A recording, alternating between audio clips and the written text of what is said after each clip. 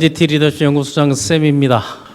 일본의 리더, 한국의 리더를 하다 보니 이제 중국의 리더는 왜 없냐 하는 분들이 또 있는데, 중국의 리더들도 한 두세 명 정도 이제 준비를 하고 있습니다. 세계 최초의 네트워커, 멤버십 비즈니스, 플랫폼 비즈니스라는 걸 시도했던 그런 그 리더가 바로 우빙지엔입니다. 한국식으로는 오병감이라고 읽는데 중국 최초의 멤버십 비즈니스를 했습니다. 중국의 역사를 좀 알아본다면 뭐 일본도 마찬가지고 일본 역사, 중국 역사 얘기할 때 한국의 역사도 잘 모르면서 웬 뭐 중국, 일본 역사냐 하는데 역사를 모르게 되면 리더십을 공부할 수 없습니다. 역사 속에 나와 있는 위인들을 가지고 그들의 그 영향력들을 학습하는 거기 때문에 그나마 깊이 있게 길게 보는 것보다 대충 감을 잡을 정도면 충분하다고 봅니다. 그래서 이제 한 방에 배우는 중국의 역사, 중국이 차이나 하는 거는 차이나를 쓴 지는 얼마 되지 않았죠.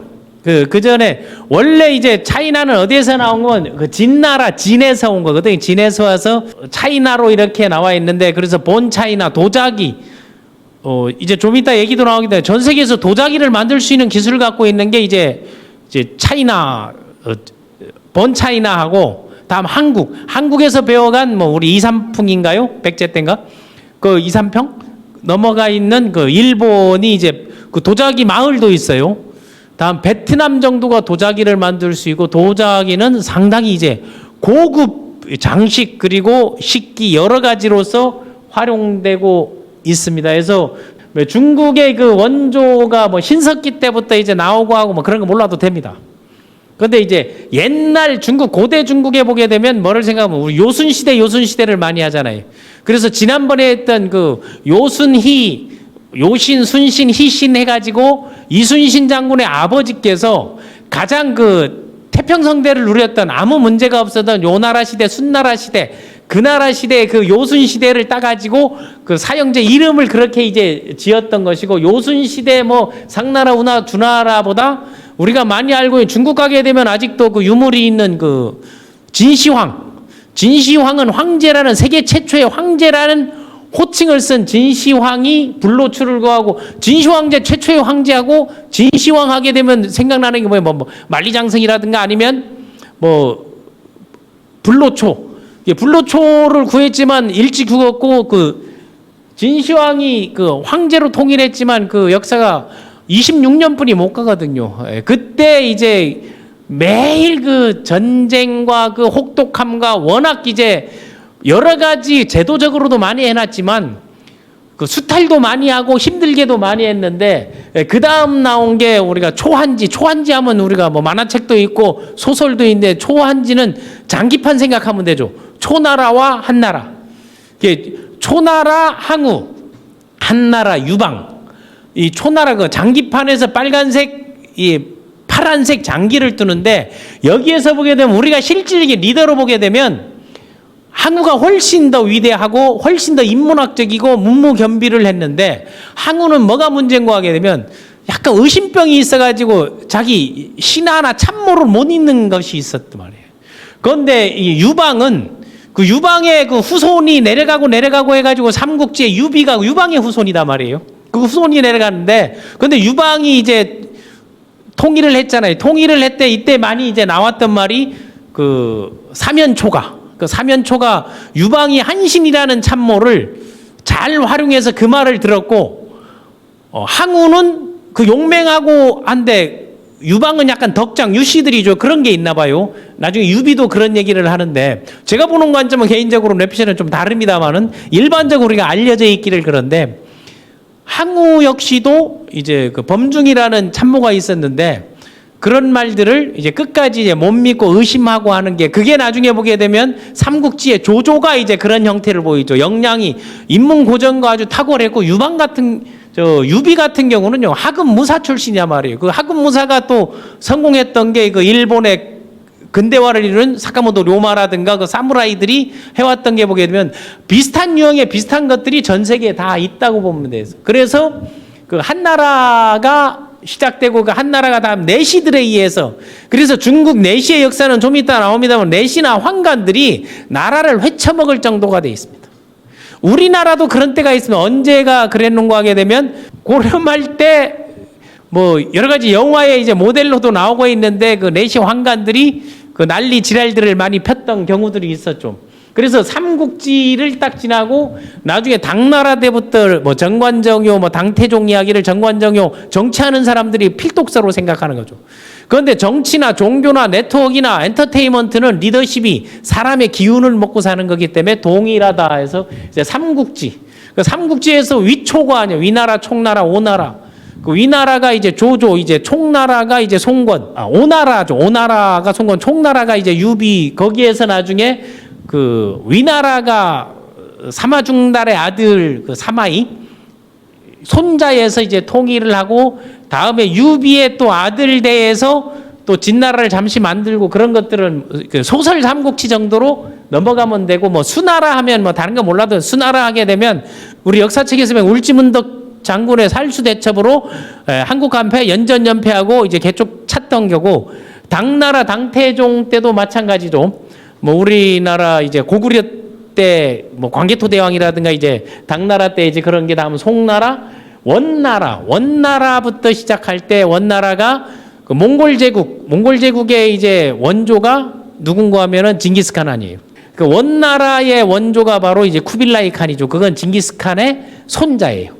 다음에 이제 청나라 때 청나라가 멸망했는데 그 우빙지에는 청나라가 이제 마무리되고 이제 멸망하기 직전에 언젠가 하면은 그 아편전쟁 하게 되면 우리가 흔히 그냥 아편전쟁 중국에 이제 마약을 팔아먹었던 전쟁 이렇게 생각하는데 우빙지엔을 하게 되면 아편전쟁을 모르고는 또 넘어갈 수가 없습니다. 그래서 49년도에 이제 중국 인민민주주의 공화국이 수립됐죠. 1919년인가 신해혁명이 일어나면서 그때부터 이제 중국이 이제 근대화라고 볼 수 있는데 중국의 그 치욕의 100년이 아편 전쟁을 기점으로 해서 아편 전쟁이 1840년도에 39년 40년도에 그때쯤 일어났으니까 그때부터 100년이 전 세계를 그 휘어잡던 쿠빌라이 칸을 보려고 동방 견문록을 쓰면서 찾아오던 그 시대에 그게 이제 무너져서 100년 동안 치욕스러운 입장을 취했던 게 그거를 지금 중국이 다시 이제 재기하고 전 세계를 먹으려는 그런 것들이 이제 곳곳에서 드러나고 있죠. 그래서 대청제국이라고 한 게 대청제국이라고 하는 청나라가 왜 망했을까 하는 게.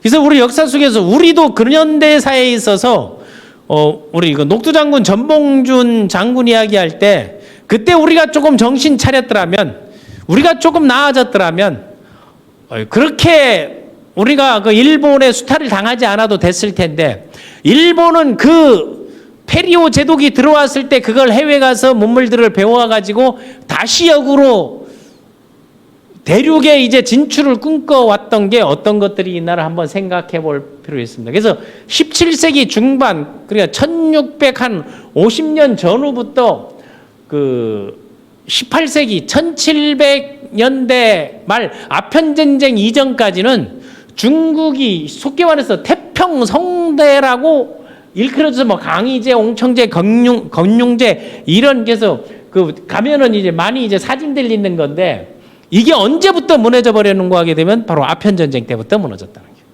거예요. 요거를 알게 되면 그 중국의 부자들이 어떻게 생겨났고 중국의 비즈니스를 어떻게 하는지 중국의 리더십. 그래서 그 전에 리더십들은 뭐 자연재해 여러 가지들이 요순 시대에는 자연지재 거기 뭐 황야강이 넘치질 않고 막 거기가 평온해서 이제 그랬다는 것들이 있는데 요 아편전쟁 사진하고 여기에 보게 되면 중국이 완전히 아편에 마비되었을 때 돌파구를 어떻게 했는지 그리고 왜 중국이 힘들어졌는지를 우빙지엔을 학습할 때 우리가 좀 알아볼 필요가 있다는 겁니다. 그래서 대청제국 하면서 이게 칭 다이너스티 해가지고 이제 청나라의 지도예요. 이 청나라 지도를 딱 보게 되면 청나라 모양처럼 딱 만들어가지고 그 해를 딱 보는 게 보기엔 대청대국 문양이 용의 문양, 그 용의 문양이 그거를 상징하고 이 낙관이 이래 있잖아요. 그건 뭐 시리즈로 이래 딱 나와 있는 거는 그 청나라는 1636년부터 1912년 2월 12일까지, 그러니까 신해혁명 이전까지 근현대 중국을 통치했던 거를 이제 대청제국이라고 여러분들이 그냥 간단하게 이제 생각을 하면 되고, 그 한 20년이나 이제 됐는데 20년 전에 이제 발표한 자료인데, 그 월스트리트 저널지에서 최근 역사상 100년간의 전 세계 부자 순위 50명을 뽑았어요. 이게 부자를 뽑는 데는 포브스 잡지에서 매월 이제 발표를 하는데, 뭐 한국판도 있고 각 나라판이 있는데, 그래서 월스트리트 저널지에서 최근 1000년간 50명의 부자 순위를 뽑았더니, 그러니까 지금 현재 화폐 단위로 화폐 가치를 환산했을 경우 중국 사람 6명이 들어가 있었는데, 그 6명 중에 이제 첫 번째가 이제 연도별로 보게 되면 징기스칸. 원래 부동산의 이제 규모가 엄청났었으니까 징기스칸이 차지했던 게 우리나라의 뭐 13배 이제 넘는 그런 것들을 가져갔고, 다음에 이제 원나라 세조했던 쿠빌라이 칸 손자. 다음에 그때는 그 원나라 때는 이 뭐가 있었냐면, 그 당시에 나와서 송나라 원나라 때 교역들이 좀 있었단 말이에요. 그래 있었던 거하고, 이제 명나라의 이제 내시 황간 유군이라고 있습니다. 이 내시들이 하여튼 나라를 말아먹는 게, 이게 소위 말해 십상시라 그러잖아요. 십상시. 거기서 명나라 황간 유군이라고 있는데, 그 유군이 그 부정축제를, 이것도 다 관시 때문에 이루어진 건데, 관시가 오늘 그 리더십에서 상당히 중요한 건데, 관계라는 건데, 그 우빙지엔의 리더십 하면 난 관시 리더십이라고 얘기를 할 수 있는데, 그 부정축제 금액이 그 17조 원 정도. 그러니까 그 당시 그 명나라 전체 예산의 절반 이상을 부정한 짓으로 돈을 끌어모아 가지고 나중에 그 길거리에 처형해가지고 목을 매달아 놨어요. 그게 이제 50위 안에 들어가는 돈이 숨겨있던 돈이 나와도 끝이 없었고, 또 하나 부정축제의 화신이라고 하는 이름이 화신이에요. 이게 뭔가면 친인척 비리. 그래서 친인척 비리 부속실이 필요하다는 게 바로 이런 건데, 그 건용제 막내 사위였던 화신. 여기 또한 엄청나게 이게 뭔가면 일종의 세도 정치라 하잖아요. 우리나라도 조선 말에 그 세도 정치로 해서 나라를 쪽쪽 말아 먹었잖아요. 그 마지막에 그 명성황후까지. 그 이런 경우들이 있어. 뭐 고종, 뭐 명성황후, 뭐 안동김 씨부터 뭐 영민 씨 이렇게 하면서 이제 나왔는데, 우빙지엔이 들어가 있고, 그다음 우빙지엔 다음에 우빙지엔의 아들의 멘토링을 받았던 이 승주원이라고 있어요. 우리 식으로 하면 송자문. 이 송자문은 누군가 하게 되면 그 송씨 왕조 해가지고 드라마도 많이 해서 송경령, 송미령, 송애령에서 숭아이링, 숭메이링, 숭칭링 해가지고 중국의 그 세 자매, 이 세 자매의 오래비죠. 그러니까 그 세 자매의 소위 말한 누군가 하게 되면 이 송자문의 매형들이 누군가 하면 신해혁명 주인공 손게스, 장제석, 다음은 중국 이제 최대의 꽁샹시, 공상이라는 쿵샹시라고 하죠. 중국 이제 최대의 부자들이 다 뭔가면 이 승주원의 처남들이야.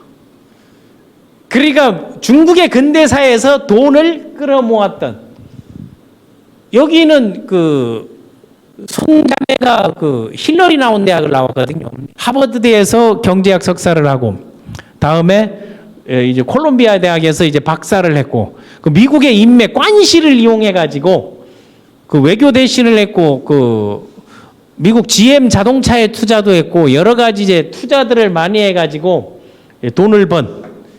이게 6명이 1000년 역사에서 50인 부자에 들어가는 사람이에요. 그러니까 부자학 성공학을 얘기할 때는 꼭 나오는 사람들이죠. 그런데 여기에서 이제 리더십을 얘기할 때 우리가 배우는 리더십이, 리더라고 다 좋은 게, 히틀러도 리더는 리더단 말이에요. 카리스마 리더. 뭐 나폴레옹도 이제 리더고, 모든 리더, 이순신도 리더고, 정조도, 세종대왕도 다 리더인데, 리더의 좋은 점만을 우리가 배우고 나쁜 건 안 따라하는데, LDT를 런두 티치, 배우고 행동하며 가르치는 데서 우리가 써먹을 만한 것들이, 그런 특질들이 어떤 걸 있나 한 것 중에서 이제 우빙지엔을 선택하게 된 겁니다. 그래서 우빙지엔의 연역을 보게 되면 1769년 이제 광동성이라 부르시고 광저우라고 하고 광저우에서 그 황포강 그 상해에 보면 그 황포강이 있단 말이에요. 그러니까 글로 이제 쭉 올라가는데 홍콩, 마카오 사이로 해서 쭉 올라가는 건데 그 여기가 이제 광동 지역이라서 광동 13행이라 해서 그 중국의 무역을 독점했던 13개의 공행이라고 하죠. 나라에서 귀찮으니까 모든 무역은 이 13개 회사만 해서 독점을 준 거예요.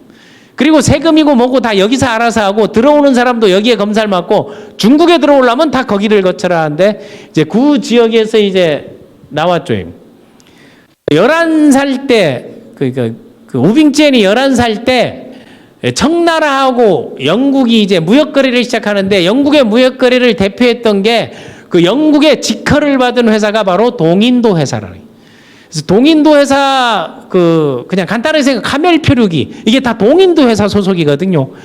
그때 한창 그 신대륙이나 이런 걸 막 발견하고 찾아다닐 때 그 동인도 회사는 세계 최초의 주식회사예요. 주식회사 형태를 만든 게 그때 우빙첸이 11살 때 중국과 동인도 회사가 거래를 탔죠. 그러니까 유럽의 물량을 중국에 미국을 보내는 게 있고 14살 때 그 아버지가 오경인인데 그때 그 13개 행단증 그 행당 동문행이라는 행당 그 세계 리더 뭐 이성행, 동문행, 이화행 이런 행단이 있는데 거기에 그 회계원으로 아버지가 일을 하면서 그 알까기 회사를 하나 만들죠. 그 알까기 회사를 만들면서 그 일을 그 형에게 물려준 거예요. 그래서 그 형에게 그 오경의 아들 오병감의 형에게 그걸 물려주고 그 아버지가 이화행이라는 걸 이제 만들게 된 거예요. 그래서 이화행이라는 회사를 만들면서 그걸 형에게 물려준데 그 오병균이가 형인데 이 우빙지엔이라는 그 멤버십 최초의 멤버십 리더라고 할 수 있는 거죠. 그때 이제 나오는 게 이제 공유수당이라든가 재구매 수당 이런 것들 회원제 시스템들을 이제 최초로 그 이화행을 맡아 움직이면서 만들어가는 게.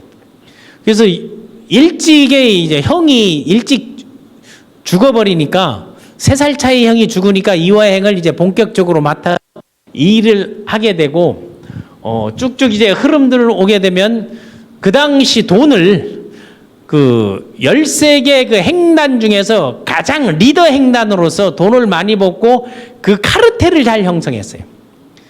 그리고 그 영향력도 많이 발휘하고 투자도 잘하고 AS도 잘하고 그리고 품질도 이제 다르게 했던 그런 과정들을 거치면서 아편 전쟁이 일어나고 난 후 이제 3년 후에 그 형도 병이 있으니까 집안에 이제 좀 그 병력이 있는 것 같아요. 이게 사진이 유럽의 유명 화가가 이제 불러가지고 집에서 그린 초상화거든요. 저기 뭐 지금 뭐 수십억 대 간다는 건데 그 얼굴 상을 봐보게 되면 그 자기 지병이 있겠죠. 딱 보게 되면 위가 좀 안 좋게 보인다는 거. 그런데 그런 것들을 면역을 통해서 제품을 통해서 개선했는데 그게 보이차하고 동충하초예요. 그걸 제품화했거든요. 자기 체험과 제품, 네트워크 마케터 하시는 분들이 꼭 알아야 되는 게 요렇게 해서 자기 체험을 바탕으로 해서 멤버십을 가고 재구매 시스템으로 나가는 걸로 글로벌 비즈니스를 실질적으로 한 거예요. 그런데 아편전쟁이 1차, 2차 아편전쟁이 일어나면서 다 중국이 패배하면서 그 전쟁 보상금이라든가 뭐 손실 보상금들을 내게 된 거죠. 그 중에 3분의 1을 또 현금으로 배상해 주기까지 했거든요. 그 청나라 때 외국 무역 독점 공행이 되지 않으면 못 들어오는 게. 그래서 반드시 이 회사를 거치고 들어와야 된다 하는 게 그 여기에 있는 회사 동문행, 광리행, 이화행, 이성행, 여천행, 이익행, 유원행, 태왕행, 풍진행, 천보행, 만화행, 동순행, 보순행 이런 그 행단 13개. 근데 이것도 정확하지는 않은데 그 당시 이제 거래 기록이라든가 이런 것들이 이제 보게 되면 이제 나와 있는 거고. 그래서 광동 13행이라 해서 그 광동 지역에 유럽의 국기들이 막 꼽아져 있고 여기에 들어오게 되면 황포강까지 가게 되면 이게 배가 낮거든요. 배가 낮아 놓으니까 이 깊이가 낮기 때문에 전부 우리나라 판옥선 형태로 만든 거예요. 이순신 장군이 만들었던 배 형태로 그 속도가 늦더라도 누구나 올라올 수 있게끔 이쪽에 가려면 그렇게 이제 만들었던 겁니다. 그리고 중국 광동성을 보게 되면 이제 광동생 뭐 이렇게 얘기하는데 이 중국 전체 교역 규모에서 광동성 하나만 차지하는 게 22%예요. 그리고 이 지금도 무역 박람회 하는데 가면 발디딜 팀이었고 31개 성시 중에서 부동의 1위에요, 광동성이. 그 옛날 그 무역의 이제 근원지고 다음에 30년 연속 이제 총생산 GDP가 1위인 적이 바로 이 광동성이라는 거. 그래서 거기에 이제 광저우에 가보게 되면 여기 해외 문문들이 있어서 가게 되면은 뭐 칭따오 맥주, 뭐 청도 쪽하고 이제 광저우 쪽 가게 되면 그 여행을 한번 가서 봐보세요. 어마어마합니다. 거기 뭐 백화점을 차 타고 돌아야 할 정도로 이제 규모도 크고 이제 그런데 그래서 광동성 그 작년도 그 광동성 하나의 GDP가 한국의 총 생산보다 많아요. 그 아시아 그 5마리의 용이라고 하잖아요. 뭐 이런 데보다도 GDP가 그 성 하나가 더 이 광동성에 있는 이 그림들을 한번 봐보세요. 뭐 홍콩부터 뭐 마카오부터 이렇게 광동성 지역에 있는 지역이 그렇게 발달되어 있습니다. 그래서 해외 문물 글로벌 하시는 분들은 광동성, 광저우, 뭐 마카오, 홍콩 이런 데들을 한번 꼭 그 13행은 항구에 있는 각각 그 무역 들어올 수 있는 걸 이제 13행이었고 그때 중국과 이제 청나라죠. 그 당시 청나라와 이제 대영 제국이 이제 교류하면서 실크로드 그 이전부터 이제 실크로드가 생겨나가지고 실크로드를 가던 거를 이제 배 타고 이제 바꾸기 시작했잖아요. 그럼 중국에서는 중국의 비다이 장수 왕서방 밍우리한테 반해서 하고 이제 나오는 그 비단 장수들하고 다음에 소위 말은 누에고추 뭐 이런 것들을 도자기 이런 것들을 그 비단에서 실크리아 하잖아요. 그런데 이 비단 실크 제품이 여름에 시원하고 겨울에 따뜻하잖아요. 그런데 산업혁명이 일어나면서 영국에서 만든 직물 모직 제품들은 더운 데서 그 홍콩 이런 데서 광저우 지방에서 이걸 잘 안 사 입잖아요. 무역의 불균형이 일어나기 시작합니다. 그래서 이 실크로드가 이게 이제 비단 팔러 가는 길이었거든요. 옛날 가던 게. 그런데 이게 광동 13행 바다로 이래 들어오는데 이거 들어올 때 어디를 거쳐서 삼강무역을 했는가 동인도 회사에서 인도를 거쳐서 삼강무역할 때 인도에서 이제 가장 많이 나오는 게 뭐다 하게 되면 그게 바로 양귀비예요. 양귀비의 아편이죠. 그래서 영국에서는 우리는 비단도 사고 도자기도 사고 그러니까 영국의 유럽의 관료들이 비단 차이나 옷을 입고 아침에 딱 와가지고 보이차를 마시고 그 도자기 보니까 본 차이나 도자기에 그걸 마시면서 부의 상징 보이차를 한 달치 살라 했더니 노동자 한 달 월급이에요. 그걸 이제 먹는 게 한 달 월급을 다 털어서 그걸 먹어야 되니까 귀족들 사회에서 유명한데 중국에 보내는 직물들은 중국 애들이 사질 않아. 그러니까 그 무역 적자가 나서 영국에서 대영 제국에서 이제 골머리를 앓고 방법이 없냐 했더니 있다. 우리 제품이 지금 나가니까 중국 애들은 사질 않는다. 그러니까 중국 애들이 보니까 다 일하고 노동자고 사람은 무지 많은데 얘네들한테 재구매 가능한 제품들을 팔아야 된다는 거예요. 우리는 보면은 이 소위 말하는 이 편병, 청화자기, 하회장식, 징더전, 뭐 원나라 때 이런 도자기들이 이런 유물 해가지고 그 배들이 무너졌을 때 뭐 신안에서 이런 거 옛날 걸 찾는 거거든요. 도자기가 보통 하나에 100억이 다 넘는 거다 말이에요. 이런 것들을 사서 모으고 하고 있는데 우리는 팔 게 없어가지고 그때 이제 제국주의, 대영 제국의 문제점이 여기서 나오는 거죠. 그래서 재구매 제품들을 우리나라에 들어온 것도 한번 여러분들이 한번 생각해서 만약에 이제 플랫폼이나 네트워크, 쇼핑몰 하시는 분들의 이 지속적인 재구매가 가능한 제품을 하나 잡고 있으면 그건 가장 좋은 아이템이라고 이제 볼 수 있습니다. 그래서 영국이 19세기 최대의 무역전쟁, 아편전쟁이 일어날 수밖에 없. 무역 적자를 동인도 회사를 통해 가지고 편을 삼강무역으로 이제 가오게 한 거예요. 그러니까 유럽에서는 향료나 면직물들을 이제 중국에 이제 수출하는데 중국 사람들은 그게 이제 필요가 없는 거예요.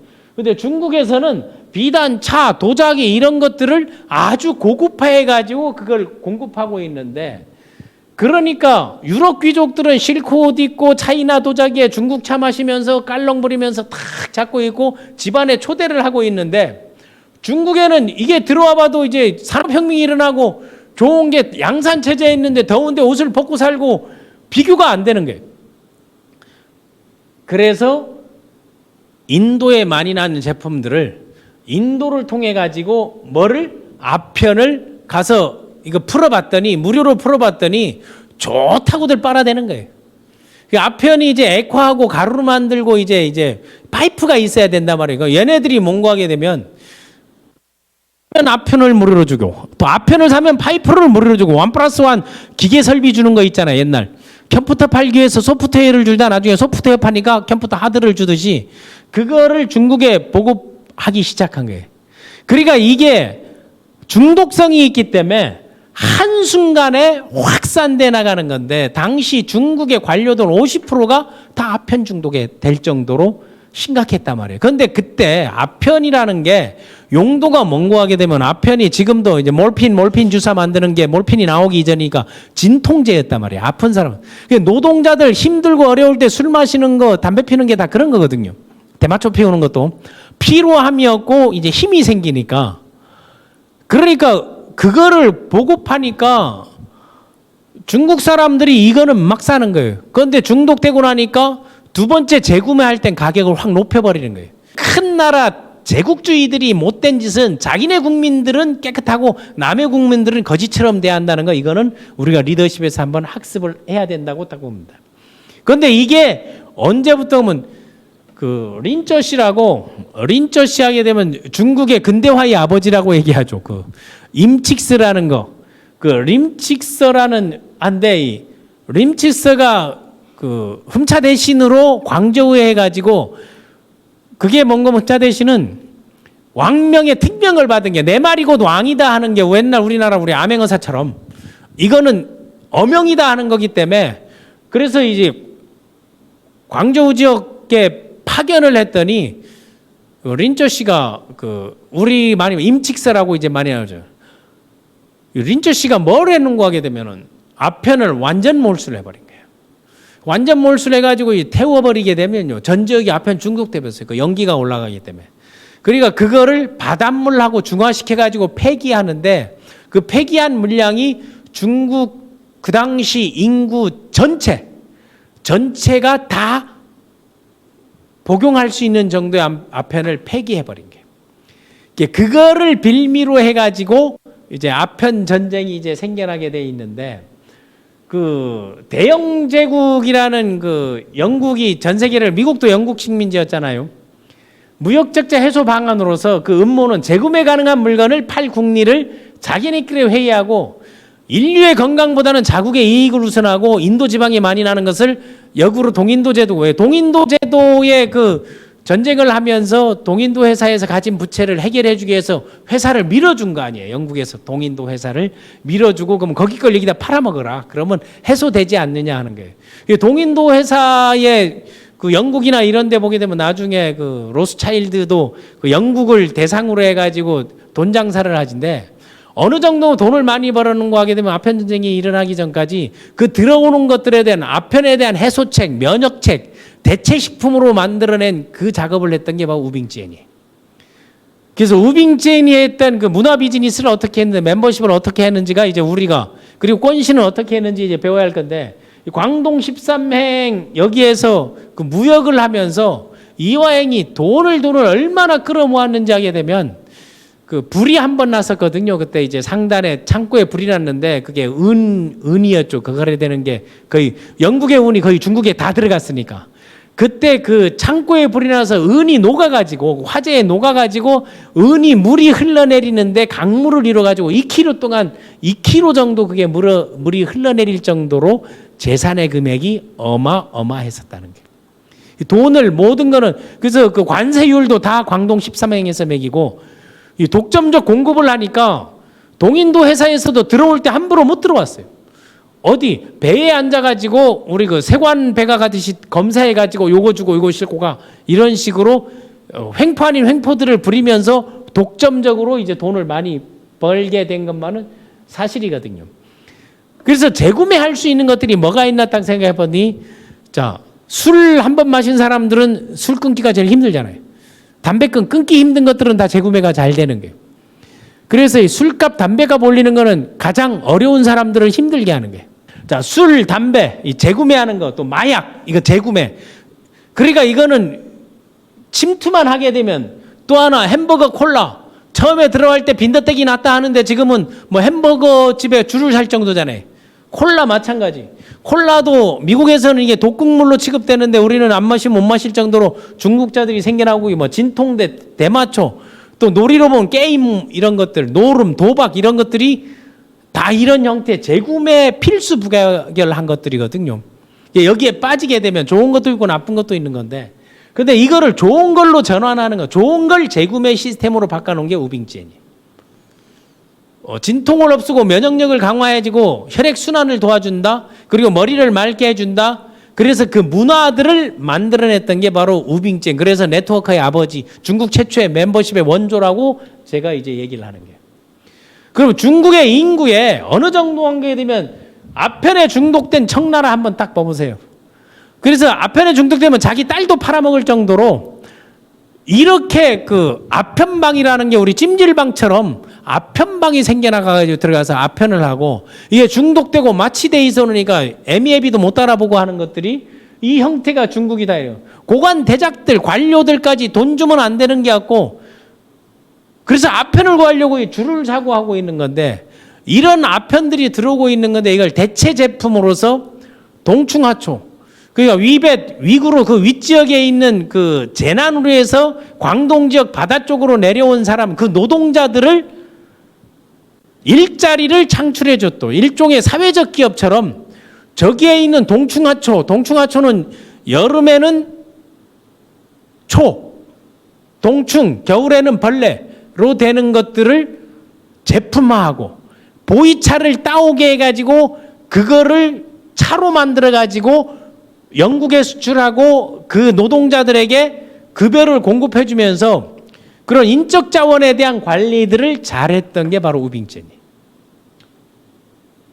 그래서 아편은 이게 습관성에서 만성, 중독성으로 바뀌는 게, 그리고 갈수록 양이 늘어나야 되는데 아편, 마약 이런 것들은 재구매할수록 비싸지는 거예요. 강도가 높을수록 비싸지는데 이걸 역상 멤버십으로 재구매하게 되면 할인을 해주고 원 플러스를 해줬던 게 바로 이화행의 보이차 동충하초예요. 다음에 멤버십들을 구성해가지고 그 파운더스 공유수당을 만들었죠. 광동 13행에서 같이 한 사람들에게 적립해가지고 이익을 공유해주고 공유 보너스, 쉐어링 보너스를 나눠줬고 재구매 혜택을 줬었고, 그리고 새로운 거 확장했을 때 소개하는 영역에 대한 이익금들을 그런 반투자 반, 투자 반, 그리고 이익 공유 반 이런 것들을 멤버십, 지금의 말은 네트워크 마케팅의 단계를 간단하게 하고 회원제를 운영하면서 혜택을 공유하고 부를 창출하게 만들 수 있었던 사람이 바로 우빙지엔이라는. 그래서 중국 최초의 글로벌 명, 해외에 나간 적이 한 번도 없는데 미국에 투자하고 미국에서 정보 보고를 받고 유럽에 투자하고 이런 정도의 역량을 가졌고, 가게 되면 요게 많이 피어 있죠. 이게 양귀비다 말이에요. 그런데 이쪽에서 피는 양귀기들은 요 그 열매 여기에 그 아편의 핵심 요거를 칼집을 내게 되면 진액이 나오잖아요. 그걸 말려가지고 가루로 해서 팔게 되면 그게 아편이 되는 거예요. 그걸 액상으로 만들면 이게 맛있게 하고 만드는 게. 그래서 이 그 아편의 원료가 이렇게 되고 있다는 거를 이 꽃을 보게 되면 양귀비에서 이제 나온 거. 그게 이제 인도에서 이제 많이 나와서 인도에 그걸 팔아먹어. 영국만 그런 게 아니에요. 미국 새끼들도 똑같이 했어요. 미국은 아편을 어디 걸 팔아먹으면 아편 중에 가장 좋은 게 이제 터키산 아편이 있대요. 터키산 아편을 가지고 뒤에서 몰래 거래하고 팔아먹기도 다 했었습니다. 그러니까 열강들은 어떻게 하면 중국이 이 아편에 중독돼 있을 때 그 나라를 어떻게 먹어보려고들 부단히 애를 썼었습니다. 그래서 아편의 대체 제품으로 이 보이차를 만들었는데, 보이차가 지금도 몇백만 원 하는 것들이 있거든요. 중국 가게 되면 이걸 많이 보고 있는데, 보이차들을 광동에서 나오는 그 광저우, 광동 지역의 보이차가 최고라치거든요. 그래서 품질이 상당히 우수했고, 우빙제인이 잘했던 것은 아침 그 모닝 커피가 아닌 모닝 티타임을 만들어가지고 저기에 보게 되면 아침에 차 마시는 문화를 만들었다는 게. 그래서 여러분 멤버십 플랫폼 네트워크 이런 그 소위 말하는 후원 방판을 하시는 분들은 문화가 얼마나 중요한가를 알아야 되는 거예요. 그래서 아침 차 마시는 문화를 만들고 거기에서 요가도 하고 단선도 하고 이런 것들을 해서 서로 이야기도 나누고 하는 것들을 그걸 영국으로 확산시켜 나가는 그런 문화적 선구자 역할을 했던 게 바로 이 보이차를 만들면서 문화까지 하고 확산시키는 운동들을 이제 전개를 했고, 그리고 이 동충하초들을 그 티벳 위구르 이런 데 보게 되면 그 소위 말하는 건강한 도인들도 많고 이래 하잖아요. 그 노동자들이 이주해서 온 사람들에게 그 특명들을 내려가지고 그 동충하초들을 따다가 이래 키워가지고 중국 최초의 글로벌 건강식품을 만든 게 동충하초인 거예요. 지금도 동충하초가 나오잖아요. 국내에서도 많은 거. 그래서 이 광동에서 나오니까 우리나라에서도 그런 걸 흉내내서 광동자 쓴 회사들이 많아요. 건강식품 회사들이 다 이걸 흉내낸 거예요.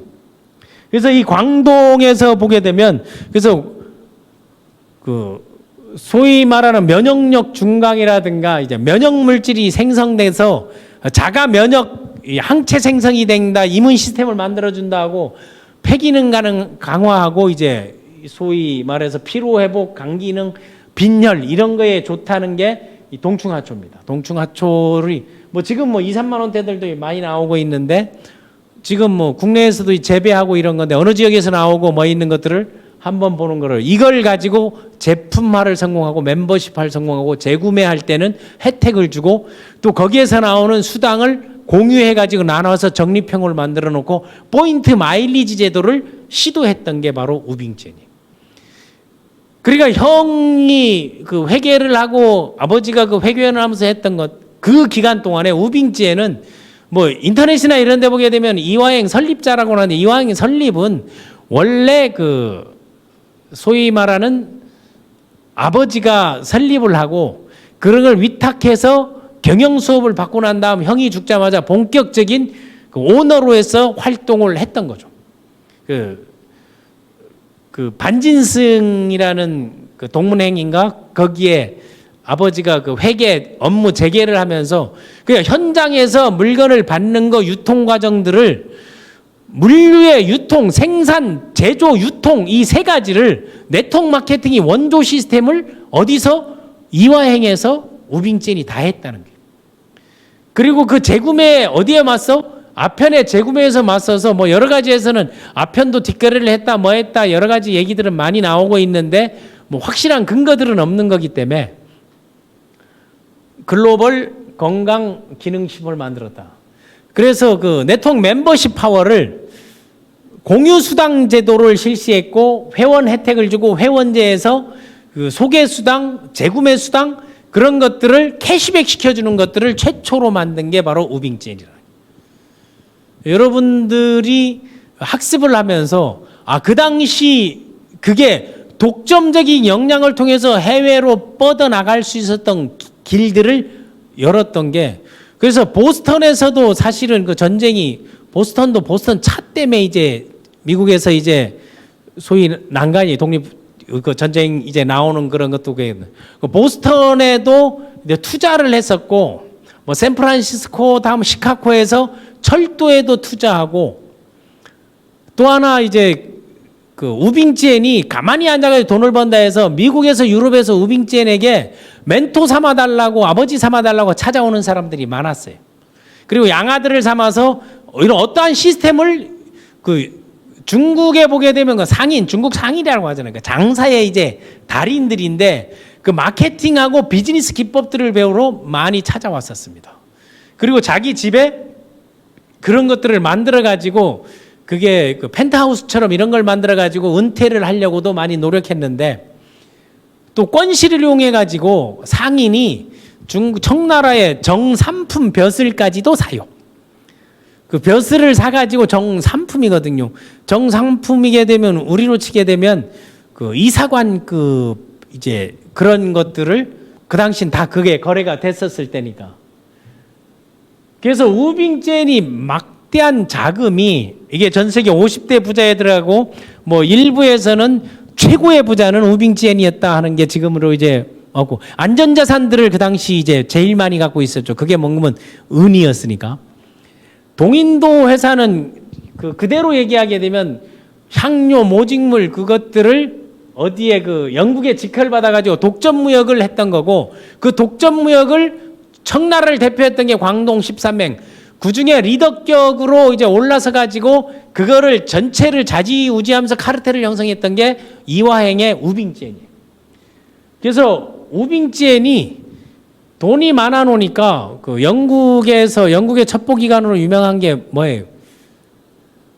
그게 바로 007이잖아요. 007, 006 해서 그 제임스 본드 나오는데 거기에서 재산을 조사했더니 미국의 최고 그 산업화되면서 부자들보다 4배에서 5배 더 현금 재산이 많더라라는 게 딱 나와 있고, 직접 밝힌 것도 뭐 한 나라 정도가 아니고 전 세계 부자들과 견뎌도 견줄 수 없는 정도로 자금을 갖고 있으니까 투자해달라, 돈 빌려달라. 동인도 회사에, 이게 주식회사잖아요. 거기에 주식을 담보로 해가지고 최대 지분을 갖고 있었습니다. 우빙젠이. 하나는 그 미국의 철도 산업에 투자했는데, 철도 산업에 투자했던 사람이 누군가 하면, 야 가서 그거 좀 해봐. 사람은 내가 보내줄게 해서 그 재난으로, 자연재해로 해서 그 바다 쪽으로 그 광저우 지역으로 내려온 그 노동자들, 동충하초했던 노동자들을 묶어가지고 막 2, 3천 명을 미국의 노동자에서 인력 수출을, 인적 자원을 수출을 했죠.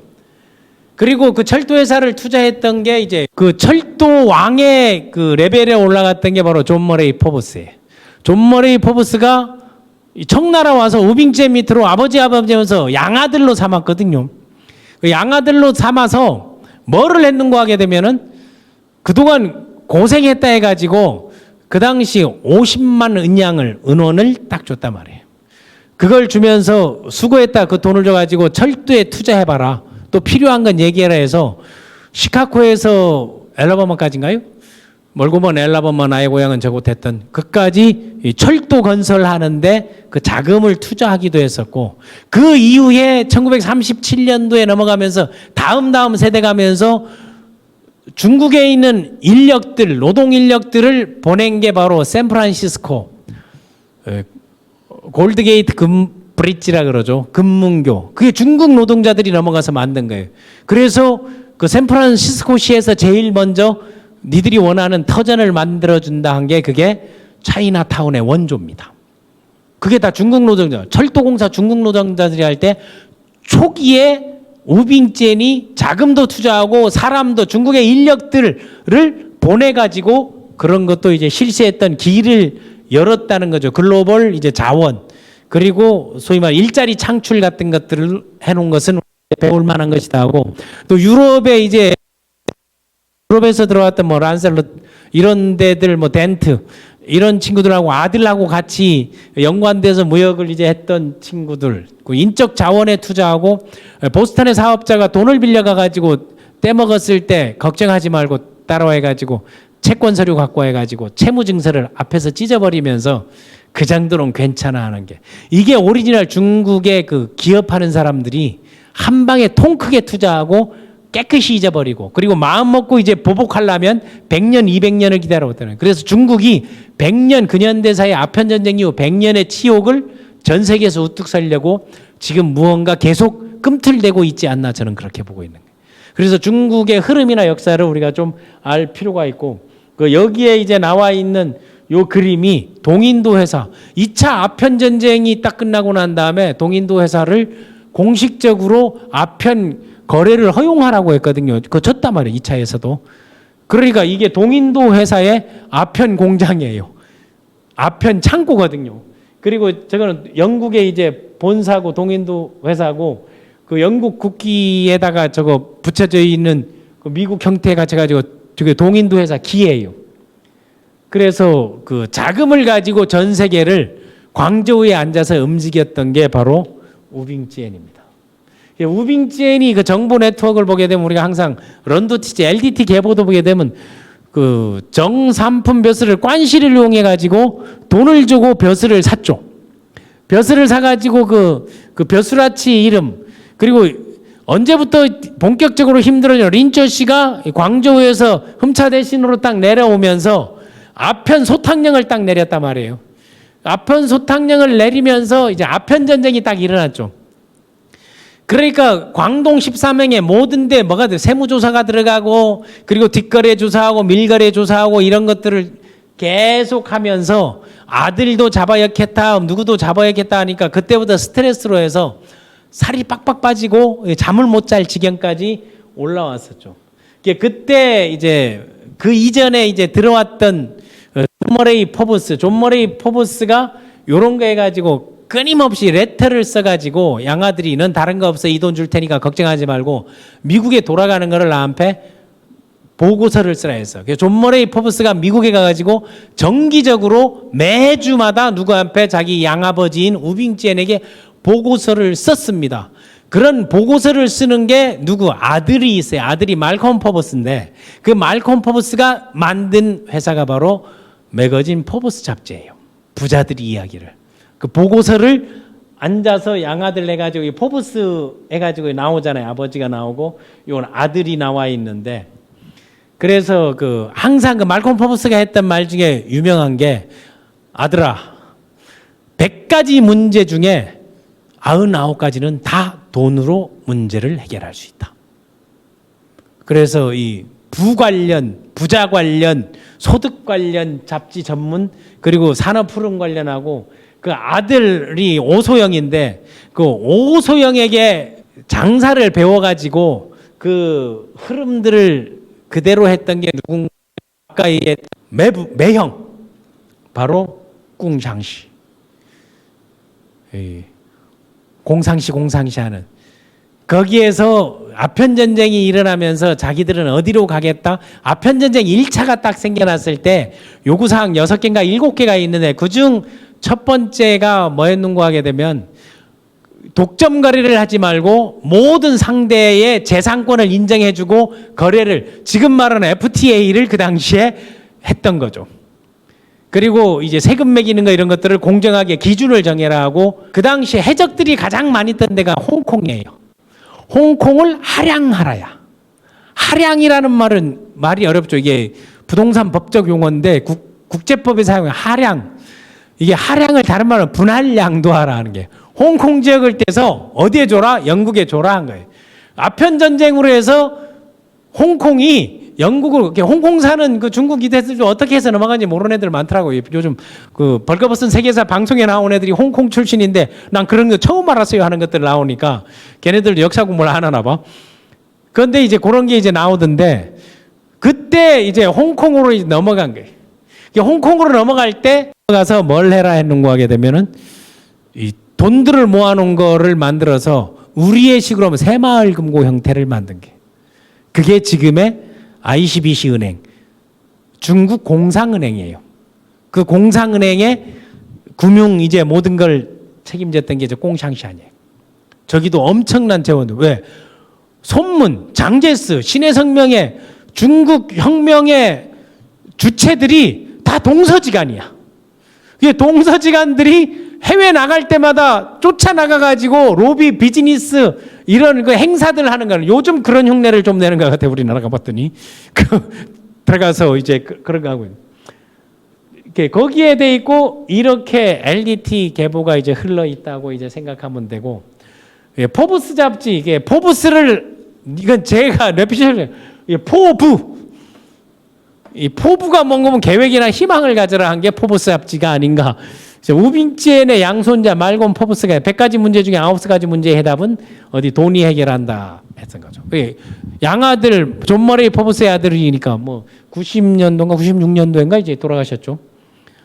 지금도 포브스 2세, 3세가 지금 운영하고 있는데, 그래서 다달이 정보 보고를 바치게 했던 게 그 정보의 파워, 인적 네트워크, 이걸 뭐라고 하면 우리가 관시 하는 거예요. 관시. 우리식으로는 관계. 이게 중국에는 관시가 중요하다. 중국의 비즈니스는 관시.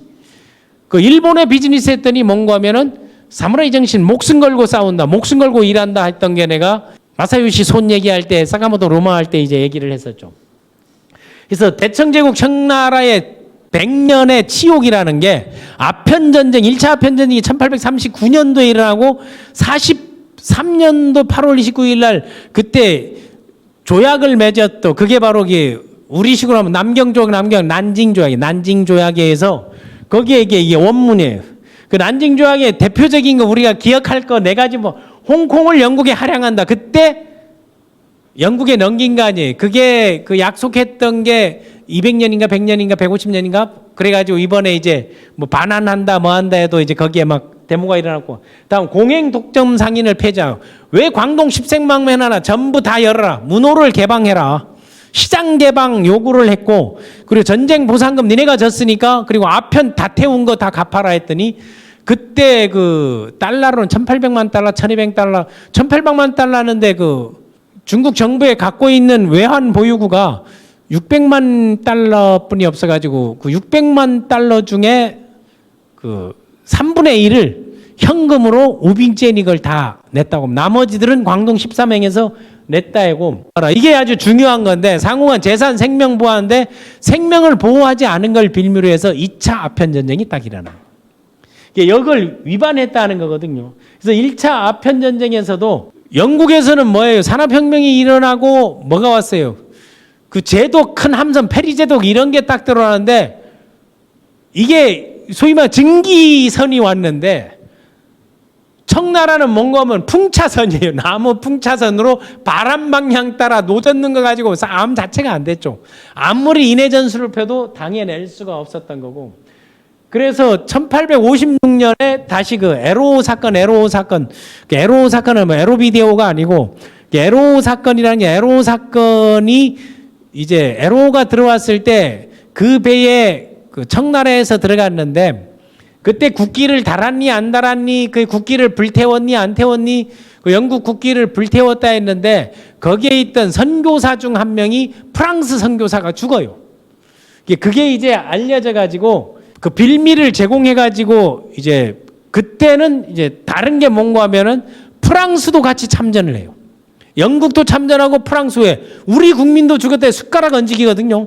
그래서 다음에 또 참전한 게 러시아도 꼭 우리 한국 전쟁 때처럼 숟가락을 얹어. 다음에 미국도 숟가락을 얹어. 그래서 그 러시아는 연해 중각 정확하게 이제 가물가물한데 그때 아마 그때로 이제 넘어가 가지고 아시아 그 영토에 대한 그런 분쟁들이 생겨나는데 그때 개항 항구를 처음 5개 항에서 1차에서 이제는 그걸 확대해라 하는 거하고 아편무역도 이제는 합법화하라는 거예요. 우리 탄압하지 말고 공식 거래하게 만들어라.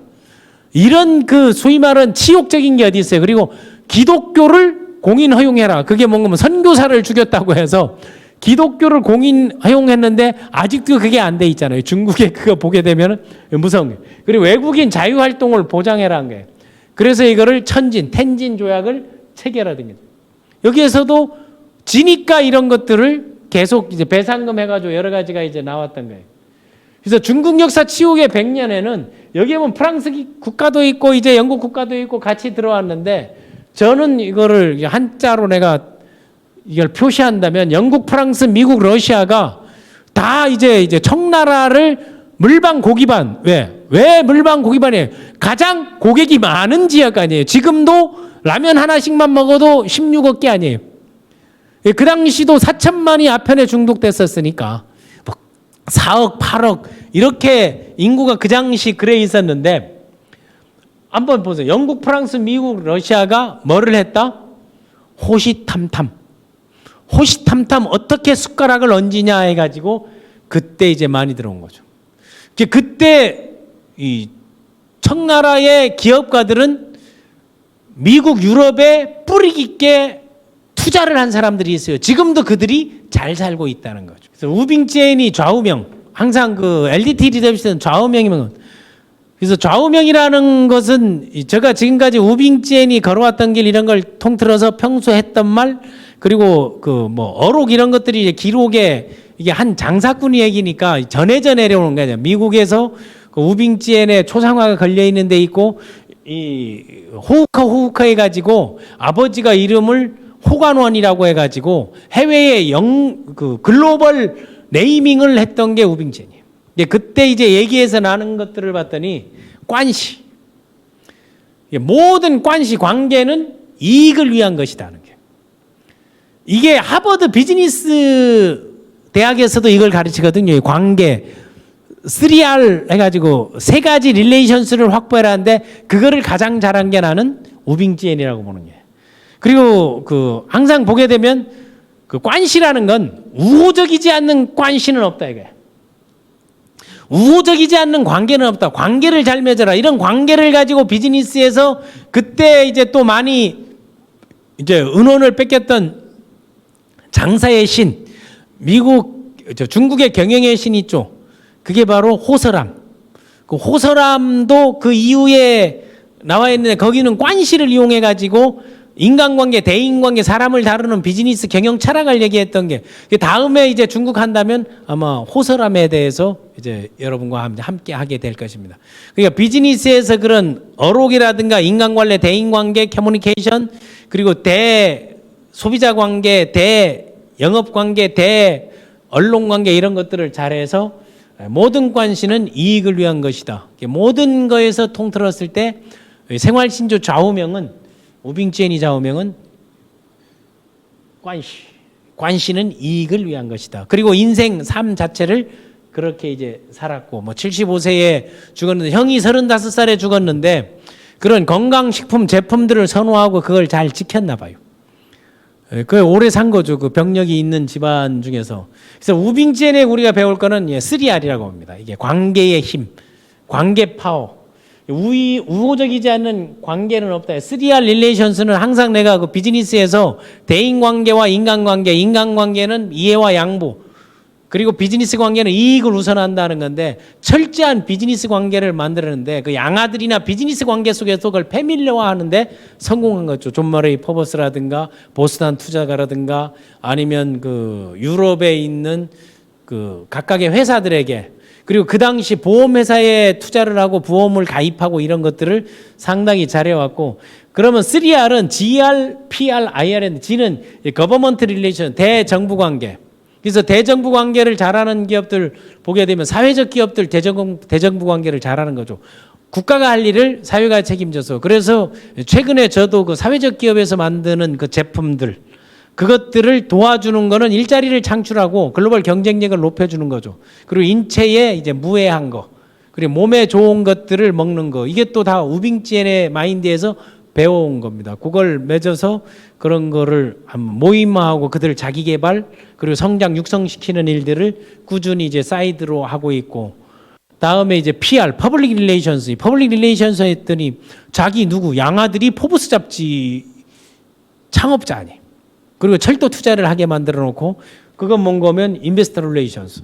투자자들에게 그런 관계들도 크게 보고 넓게 보고 했다는 이건 투자자 관계, 자금줄 관계라든가 자금을 이용해서 활용하는 거라든가 대언론 관계 이런 보고서를 쓴다라든가 보고를 받는 거 그리고 자기 홍보 마케팅을 하는 거 매뉴얼을 정하는 거 이런 것들을 잘해와서 이게 그 우빙지엔에게 우리가 배워야 될 점이고 그리고 중국의 그 관시의 문화, 관시 리더십이라고 제가 이제 별칭으로 얘기하는 관시 리더십이라는 거는 중국의 부정책체의 화신, 율룡제의 막내 사이였던 화신 딱 보게 되면 뭔가 하게 되면 다 관계를 이용한 거거든요. 누구 이게 자기 장인어른이 황제야. 그 관계를 이용해가지고 이런 축제를 했고 명나라 황간 유구는 내시짓 하면서 조정의 대신들을 활용. 그것도 관계. 이거 두 가지는 뭔가 거버먼트 릴레이션스죠. 대정부 관계, 권력자 관계들을 이용해서 본 거고, 그다음에 그 우빙지엔은 투자자 관계, 그리고 소비자 관계, 그리고 일용 노동자로부터 모든 것들을 멤버십 재구매 시스템을 만들어서 비즈니스에서 이제 배울 만한 것이고, 그리고 그 중화민국의 이제 외교 신의 혁명의 주인공은 손문 아니에요. 그 중국의 그 청나라 역사를 해가지고 중화인민공화국을 만들고. 다음에 그 나중에 결국 졌지만은 그 마오쩌둥에게 이제 지고 넘어가서 이제 대만으로 갔던 거기 타이완으로 간 이제 장제스 뭐 아니면 그 소위 말하는 꽁샹시 아까 얘기했던 거기가 전부 뭔가 하면은 승추원의 이제 매형들 아니에요. 매형. 야대 박사 인맥을 관시를 이용해 가지고 천년 역사 이제 부자로 등극했다는 거. 그래서 성공의 법칙을 딱 보게 되면 항상 그 얘기하지만 타이밍이 중요하다. 우빙젠의 타이밍은 뭐였는가 하게 되면 광동 13행에서 독점 거래의 그 타이밍의 중심에 있었다는 거. 그리고 중국에서 나오는 제품들을 유럽과 거래를 할 때 그 무역 흑자를 통해 가지고 그 대체 제품들을 만들어 놓고 포지셔닝 위치 선정은 있었던 지역도 그렇지만 적절하게 자기를 정산품 벼슬을 사고 자기의 그 사회적 포지셔닝을 만들어 놓고 사람의 성격을 파악, 양놈이든 외놈이든 그 사람들을 파악해 가지고 적재적소에서 인재를 활용하고 능력 있는 사람들을 그 지렛대 레버리지 효과를 통해 가지고 미국의 그 영향력을 발휘하고 그리고 유럽의 영향력을 발휘할 수 있었고 그리고 자기 일에는 어떤 일이었어도 집중하면서 그걸 이루어냈던 것은 우리가 진짜 배워야 돼요. 성공의 법칙. 그래서 나폴레옹 힐이 가졌던 5가지 아니면 앤드류 카네기 아니면 그 락커펠러가 가졌던 사카모토 로마가 가졌던 모든 그 성공의 5가지 법칙. 이거는 사실 부의 창출 법칙하고 같은 거거든요. 이것들을 우리는 배울 만한 겁니다. 자, 31강 즐거우셨나요? 항상 보면서 좋은 것만 받아들이고 생각이 다르면 그 다름을 인정해 주는 것 그것도 새로운 관시라고 생각합니다. 지금까지 LDT 리더십 연구소 쌤이었습니다.